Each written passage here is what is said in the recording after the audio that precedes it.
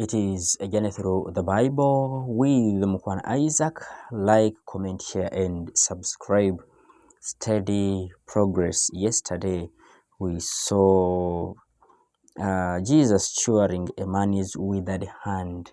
And about this event, we looked mostly at what transpired, how these individuals, the Pharisees, the people around, those opposers of Jesus, were ready to attack him. But he attacked them first by asking them to do good, to do bad on the Sabbath. They were silent, and we saw they there was now amalgamation, the two groups, actually the different groups that never rhymed, coming together for a common good. So today we'll now look at Luke chapter 6 from verse 12 to 17. Yesterday we ended at verse 11 of chapter Luke. Okay, of chapter 6 verse 11. So today we pick up from 12 to 17. For Mark 13 to 19. Matthew 10 1 to 5. And today we are looking at Jesus choosing the 12 apostles. Now, sometime after the Pharisees had definitely made up their minds to destroy him, Jesus made sure that his work would continue and spread over the earth, especially in those places where he had not reached and where he wouldn't reach without him, of course, choosing these people, because they had started showing it clear that they want to clear him. In those days, he went out into the hills to pray. And all night, he continued to pray to God. And when it was day, he called his disciples to choose from them 12, whom he named apostles. In choosing apostles, the word means those who are sent. Jesus showed that he wanted his work to spread.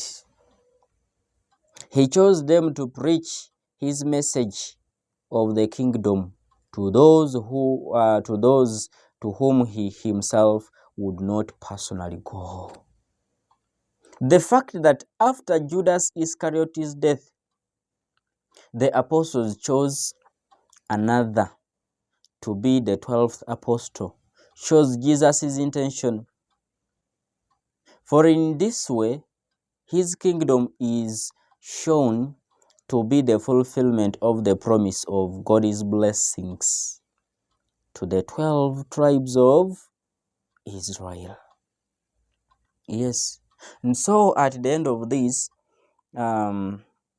you realize that there is something we've covered in the number of days and a number of questions, I believe, that must be lingering in your mind, in your head.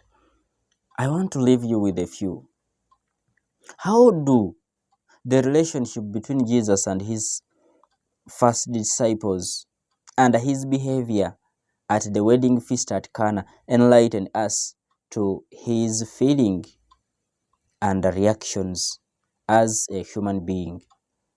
This shows us that we've completed, if it is a topic, I'm now giving activities of integration. I've now completed a topic or a chapter, not even a topic, a chapter. Now I'm crossing to the next chapter, which is the Sermon on the Mountain. But before, these are the questions.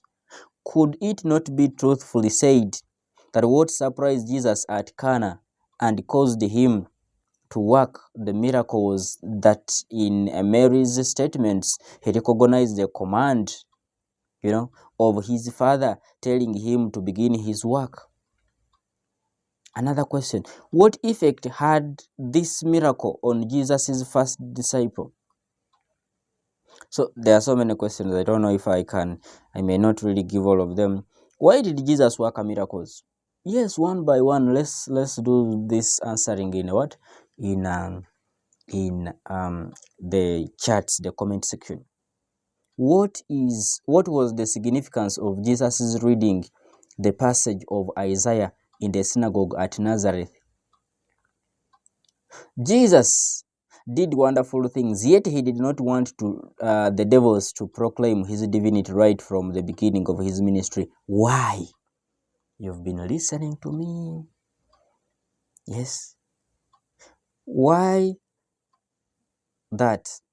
Okay. Another question.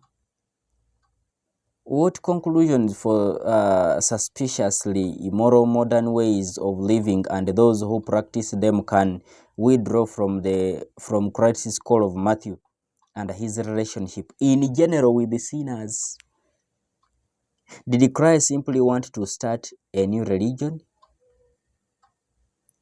What do you think Jesus looked for in choosing his 12 apostles? Yes. So, the questions have been posed, the answers are deep in your heart. But of course, put them in the comment section, and I will also answer them from the comment section. Maybe draw some light here and there, but just put what you learned. I believe whatever I've asked, the sections have been covered. So tomorrow we shall get to the next chapter, which starts from the Sermon on the Mount. Mukhwana Isaac, a journey through the Bible. Like, comment, share, and subscribe. Be blessed.